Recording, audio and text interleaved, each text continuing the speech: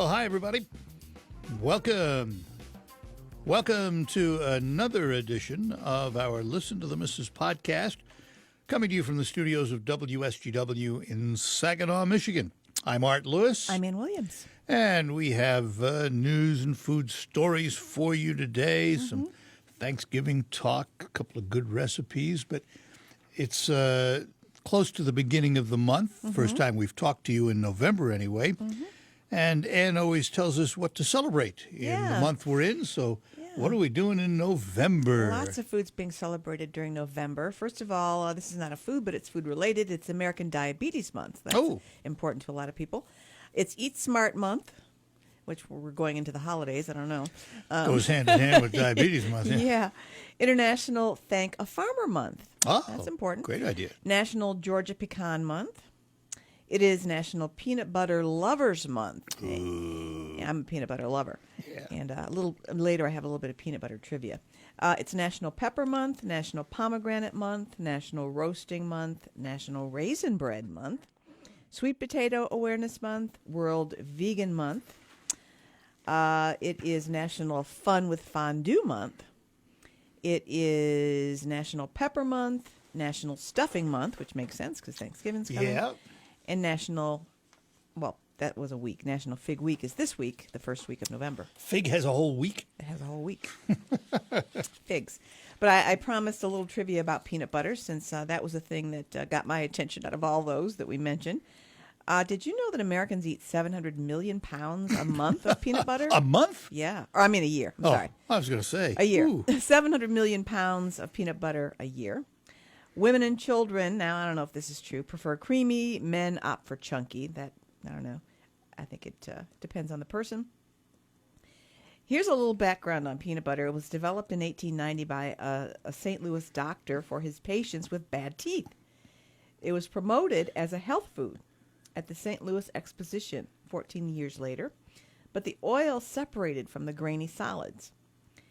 Then in 1933, a California packer was able to homogenize the peanuts into a stable butter, so it didn't separate like that. You can still buy it like that, the natural peanut butter. Yeah. If you go up to, in Bay City, St. Lawrence Brothers, for those of you listening outside of Michigan, it's a great nut house here in town. Yeah. And you can buy their peanut butter, and it will separate on you. You have to stir it up to use it. And then piggybacking off of the sticky part of, well, here's one. People who become hysterical, some people become hysterical. Do you know this? When peanut butter sticks to the roof of their mouth, that is a phobia. It is a phobia, isn't it? It's arachnobutyrophobia. Arachnobutyrophobia. That is the fear of peanut butter sticking to the roof of your mouth. I want to hear you say that if you have peanut butter stuck to your mouth. Now, the reason why peanut butter sticks to the roof of your mouth is because of the high protein in it. It draws moisture from your mouth. That's why it can stick to the roof of your mouth. I never have that problem. I never knew that. I don't have that problem. Or if I do have the problem, it doesn't bother me. Well, yeah. I like peanut butter enough that it doesn't I think bother everybody me. has the, peanut butter sticks. Everybody knows that, but it's when it sticks and you have trouble getting it off. Oh, that drives some people crazy. Yeah, it drives you nuts. I don't know. I've never had that problem, really. And then there's a plant that makes Jif peanut butter in Lexington, Kentucky, and that is reportedly the largest peanut butter factory in the world. Oh. So a little trivia about peanut butter. How about them apples? I want to talk about Thanksgiving for a minute. I was just thinking about this. Don't have a story or anything. It's just off the top of my head. I'm asking what makes the traditional Thanksgiving dinner? Well, gotta have a turkey. Got to have a turkey. We're all in agreement there. Okay, so we have to have a turkey, so we'll check off turkey must be on the table. So Yes. before we move on to the sides, any other protein that would be? Some people like to have ham. And ham would be another one. Okay. I think those are the two biggies. But other proteins, or other meats are allowed. I think you could have chicken, I guess. Probably have pork if you have wanted pork. it. Yeah, well, you could ham have is beef, pork. roast Yep. beef. All right, so A, is it stuffing or dressing? Well, they say that it's not a good thing to stuff your turkey because it's health reasons. Yeah, you have it's to follow bacteria certain develops. protocols, yeah. So I guess technically that is, if you put it in the bird, it's stuffing, and if you cook it outside, it's dressing. Yeah. Is that- We We usually do dressing in a casserole. Yeah, now. I do that too. Yeah. Got to have it, though. I mean, Yeah, that's for a sure. must. For sure. So let's look at the potato. You have the stuffing, but that's the stuffing of the dressing. You also normally have a potato. Is it baked or is it a yam or is it mashed? I think you need a mashed potato, and you also need a yam or a sweet potato. You need both. Got to have a yam too. Yeah. Huh? Yeah. Yep. It is Thanksgiving, It is. So the plain old baked potato probably loses out. probably. Yeah. Okay. Bean casserole. The green A lot bean of people casserole. feel strongly about that's a must. That's pretty traditional in many homes. But for me personally, I could forego it, but I wouldn't mind if it was there either. All right. So let's say you forego it. What do you put on the plate that's green, or do you? For in my house, it's probably something to do with broccoli.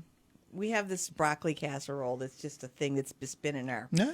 It's been on our list of our Well, menu. So you agree something green needs to be Something on the green plate. for sure. Yeah. Okay. Cranberry sauce. How necessity?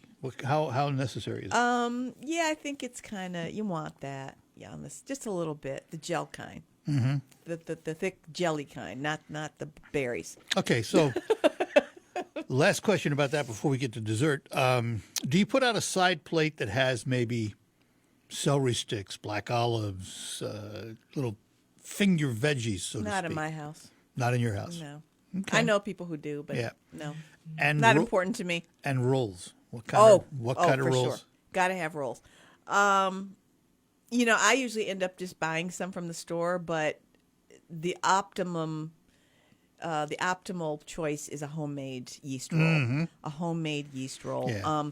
My grandmother made the most delicious rolls, and a family that I'm close to makes them. The son makes them, and we've been saying for years we were going to have a session where he's going to teach my best friend and me how to make them, but we haven't ever done them yet. I can ruin many a meal with rolls up front. Oh my goodness, yes. All right, last component, dessert. Got to be pumpkin pie. Not for me. You know what? If I'm going to have pie at all, it's more likely to be sweet potato, not. Oh, It's a cultural thing. yeah, but that's not on the pumpkin. same plane. Yeah, you know, it I mean is. that's, but it's, It's similar. You put the brown sugars and everything else in it. Yeah. and it comes out. You know, it's on the same plane. That's one of the few ways I eat sweet potato. By the way, You like sweet potato pie? I would like Oh sweet yeah, potato pie. it's good.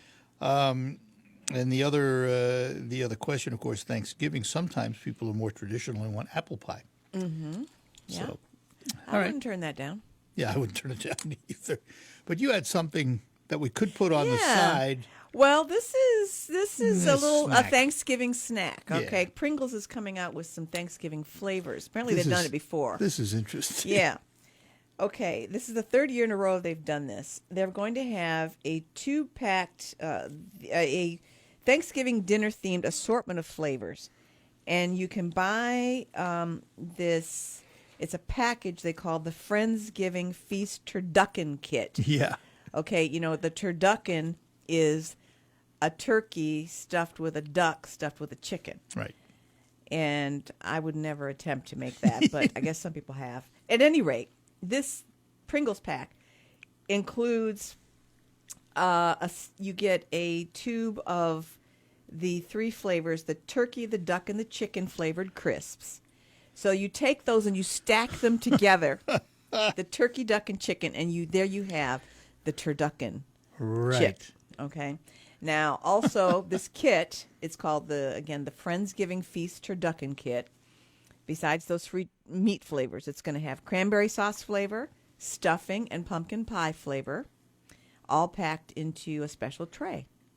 So if I take the turducken trips, put them together, add the cranberry and the pumpkin pie, You've got a whole meal. got a whole meal in a stack chips. of 5 chips. In Pringle chips. Yep.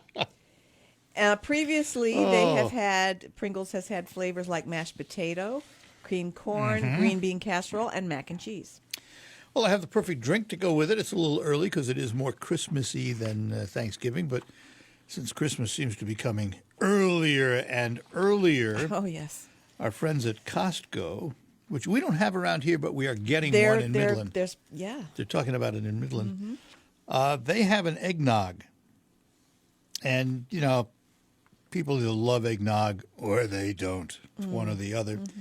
But Costco's got a boozy version, and it's Kirkland's signature eggnog wine cocktail.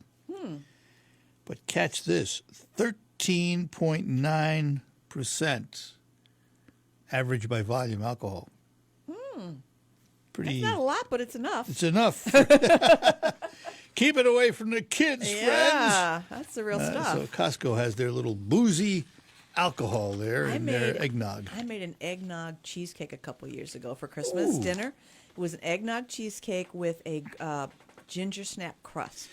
Ooh, It was yummy. I know, might do it again I know this your year. love of cheesecake. Oh, so yes, it's yes, yes. Next up, Well, how would you like a seedless lemon? You know, granted, Interesting. it's not the most annoying thing in the world to get around No. the seeds in a lemon, but it might be kind of convenient not to have to worry about the Sure. seeds, right? Yeah. Well, you know the company that makes wonderful pistachios and wonderful palm juices? yeah. The Wonderful Company is Wonderful called. They also Company. make Fiji water, or they produce Fiji water. They are introducing wonderful seedless lemons at grocery chains across the country. Fresh lemons. Fresh lemons. It's a non-GMO project, verified variety of lemon. They say they are juicy and zesty, everything consumers love about lemons minus the inconvenient seeds. They're not new, apparently. They've tried to do this before, but apparently they've come up with this new... the Wonderful Company has exclusive U.S. rights to 2 of the best new seedless lemon varieties in the business. So they are going to release these lemons soon, and they're going to be available, first of all, from November through May in grocery stores. That coincides with the California growing season. But by 2021, they hope to have them available year-round once right. they have farms running in Mexico. And I assume, bad word, but I assume they're going to cost less. Now, they because did not mention in this article Well, I'm not how getting- much they're going to cost, I'm but I not would imagine getting- they're going to be more. I'm not getting the seeds anymore. Why should I pay for them? Right, exactly. They should be less, but Yeah. I have a feeling they might be more. You mentioned California. California, of course, suffering through their wildfires, and a number of Hollywood types have stepped forward to make life a little easier for some of those that are suffering. One of those is Matthew McConaughey, my wife's favorite. I'm jealous. He helped make meals for first responders battling the wildfires. He has helped prepare and serve about 800 turkey dinner to first responders. He and other volunteers were serving the meals as part of the Wild Turkey Bourbon's With Thanks charitable giving campaign. And Matthew is Wild Turkey's creative director. Along with the 800 meals, volunteers prepared an additional 800 meals and delivered them to local homeless shelters. So Isn't that nice of him? hats off, Very more good for power, him. you know. I He- like his. Go ahead. I was going to say your wife probably likes his Lincoln commercials. He's pretty. Yeah. Oh, He's pretty suave in those commercials. no, actually, she likes anything. Oh, anything he does. Huh? He does. He can do no wrong. I'm trying to learn the lesson.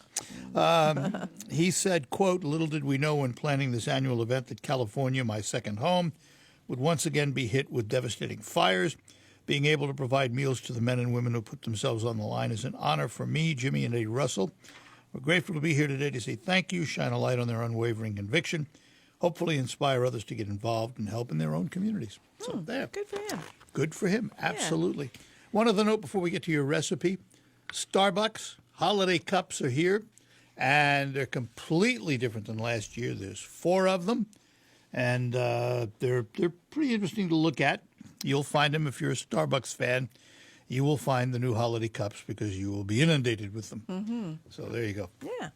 Well, since we talked a lot about peanut butter and peanut butter is being celebrated this month, we thought we'd give a peanut butter recipe from our vast files here. I bet it'll stick to the roof of your mouth. Probably not, because it'll be all mixed in. This is a good Okay. one. Most people like Rice Krispie treats. Well, here's a peanut butter Rice Krispie treat recipe. Have you ever had those? It has like a layer of chocolate Yeah. on top. They're yummy.